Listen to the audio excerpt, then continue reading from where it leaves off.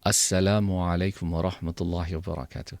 Berulang-ulang kali kita diberi peringatan untuk bersyukur kepada Allah Subhanahu wa taala.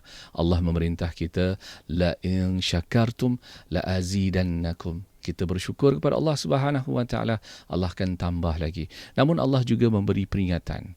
Seandainya kita kufur kepada Allah Subhanahu wa taala, sesungguhnya azab Allah itu amat pedih. Kita lihat kesyukuran ini sesuatu perkara yang tidak semua orang dapat rasakan.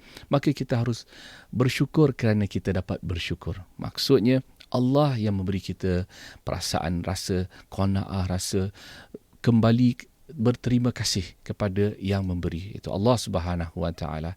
Kita lihat betapa orang-orang yang kufur kepada nikmat, mereka semakin tamak, semakin gelojoh, makin ingin lebih kaya, apa yang mereka ada tak cukup.